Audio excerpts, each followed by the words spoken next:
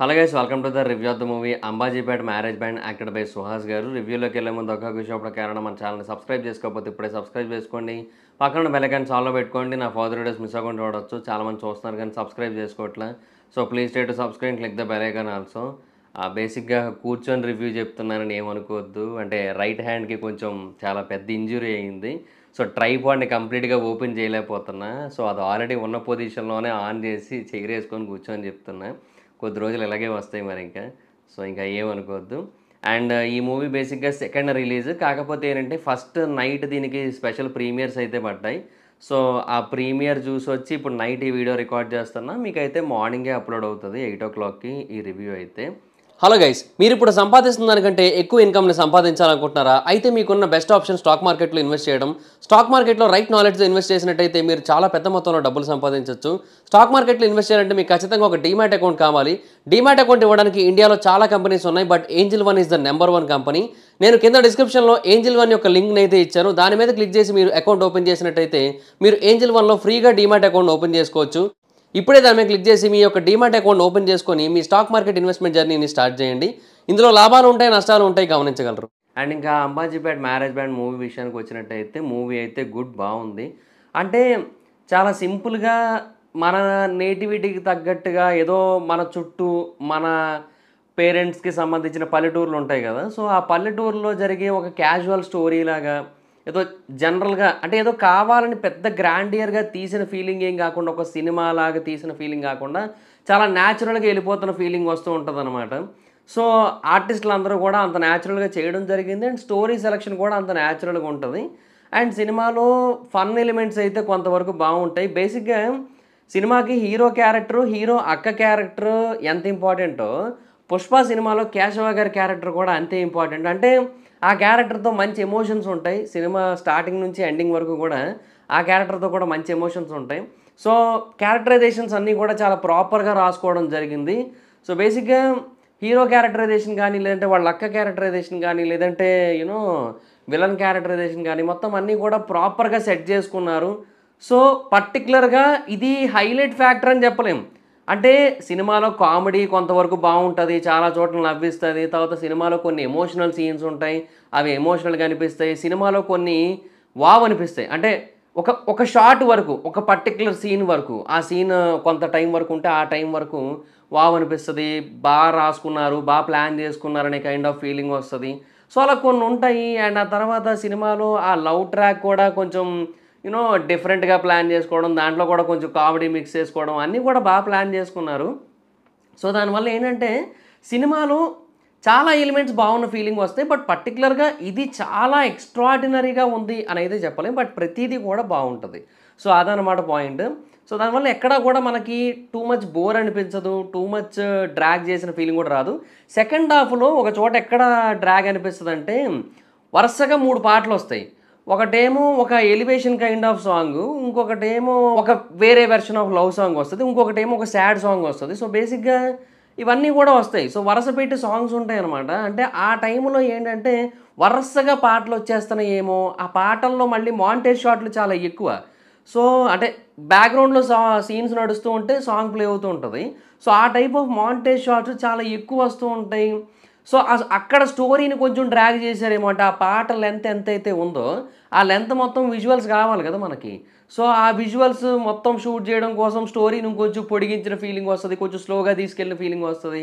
So ఆ పాటల్లో ఆ సెకండ్ హాఫ్లో 2 పాటలు ఉంటాయి. ఎలివేషన్ సాంగ్ బాగానే ఉంటుంది, మిగతా 2 పాటల్లోని కూడా ఎక్కడో కొంచెం స్లో అయిపోయిన ఫీలింగ్ వస్తుంది అనమాట సినిమా. సో ఆ ఒక్క పాయింట్లో తప్పిస్తే మిగతా అన్ని చోట్ల కూడా బాగానే ఉంటుంది. అసలు థియేటర్లో హైలైట్ ఏంటంటే విలన్కు ఓ తమ్ముడు ఉంటాడు. ఆ తమ్ముడు డైలాగ్ డెలివరీ చాలా డిఫరెంట్గా ఉంటుంది. అంటే డబ్బింగ్ అలా వచ్చిందా, లేదంటే ఆ పర్సన్ క్యారెక్టరైజేషన్ అలాంటిదా మరి ఏమో అర్థం కాలేదు. కానీ అదొక డిఫరెంట్ స్లాంగ్, అంటే మాడ్యులేషన్ చాలా డిఫరెంట్గా వస్తుంది అనమాట. ఎవరినో ఇమిటేట్ చేస్తున్నట్టు వస్తుంటుంది ఆ వాయిస్. సో దానికి నవ్వుతున్నారు థియేటర్లో. నాకు ఏందో దేనికి నవ్వుతున్నారా అనుకుంటే ఇక విలన్ తమ్ముడు మాట్లాడిన తీరుకి. సో ఇట్లా రకరకాలుగా కనెక్ట్ అయ్యారు చాలామంది, అది వేరే విషయం. కానీ బట్ చెప్తున్నాను కదా, పాయింట్ ఏంటంటే ఎక్కడా కూడా మనకి టూ మచ్ వావ్ ఎక్స్ట్రాడినరీ అదిరిపోయింది అని అయితే చెప్పలేం. కానీ ప్రతి సీను బాగుంటుంది, గుడ్. అంటే ప్రతి వెర్షన్ ఆఫ్ మూవీ, అంటే కొన్ని పార్ట్స్ కింద ఉంటుంది మూవీ. సో, ఇనీషియల్‌గా ఒక స్టోరీ, ఒక వెర్షను, తర్వాత ఇంకో స్టోరీ, ఇంకో వెర్షను, తర్వాత ఇంకోటి. అట్లా మొత్తం అన్నీ ఉంటాయి కదా! అన్నీ బావుంటాయనమాట. సో, దానివల్ల ఏంటంటే ఓవరాల్‌గా మూవీ అయితే గుడ్ మూవీ అనిపిస్తది. బట్ ఆ సెకండ్ హాఫ్‌లో ఏంటంటే, ఆ పాటల దగ్గర కొంచెం డ్రాగ్ అయిన ఫీలింగ్ అయితే ఉంటది. అదొక్కటే కొంచెం మైనస్ అని చెప్పొచ్చు.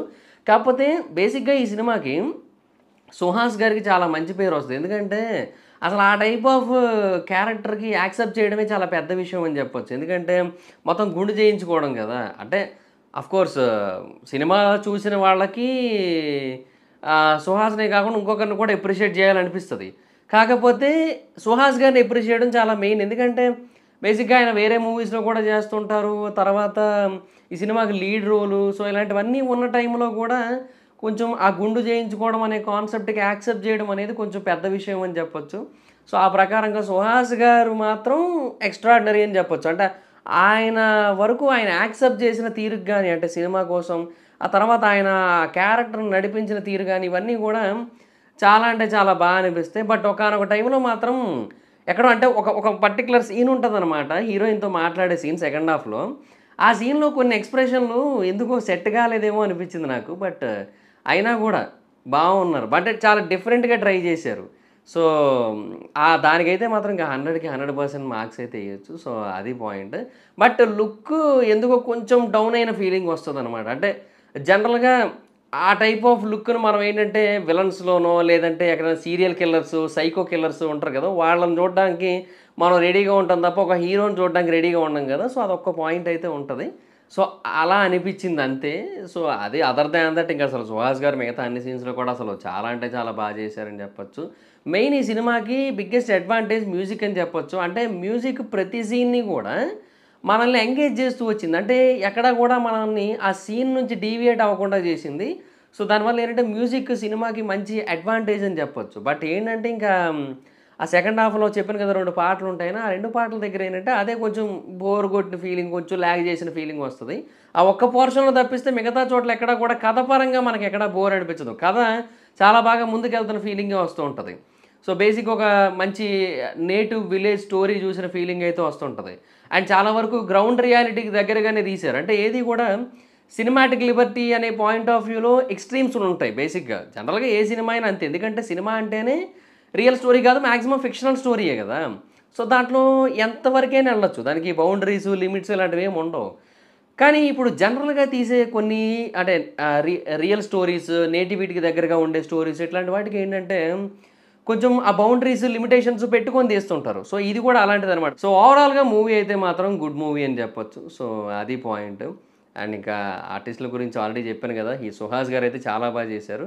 అండ్ వాళ్ళ అక్క కూడా చాలా చేశారు. బేసిక్‌గా ఆవిడ క్యారెక్టర్ కూడా చాలా ఇంపార్టెంటే. ఉన్నంత వరకు ఆవిడ కూడా చాలా చేసింది. అండ్ బేసిక్‌గా సర్ప్రైజ్ ప్యాకేజ్ అయితే మాత్రం క్యాషువా. అంటే 'పుష్పలో' క్యాష్ ఉన్నాడు గదా! చేశాడు. అండ్ ఆ క్యారెక్టర్ కూడా చాలా వేరియేషన్స్‌ని కలిగి ఉంటదనమాట. మంచి క్యారెక్టర్ పడింది. అంటే నాకు Suhas character impact obviously lead role కాబట్టి ఇంపాక్ట్ ఉంటది. బట్ కనిపించే తక్కువ సీన్‌లో అయినా ఇంపాక్ట్ ఎక్కువ క్రియేట్ చేసింది ఎవరంటే ఖచ్చితంగా కేశవ అని చెప్పొచ్చు. సో, అదనమాట. నాకు అందుకు ఆ క్యారెక్టర్ కూడా నచ్చింది. కేశవ కూడా చాలా చేశాడు. సో, బేసిక్‌గా ఆర్టిస్టులు అందరూ చేశారు. చాలామంది ఉన్నారు యాక్టర్స్ క్యాస్ట్ అండ్ క్రూ.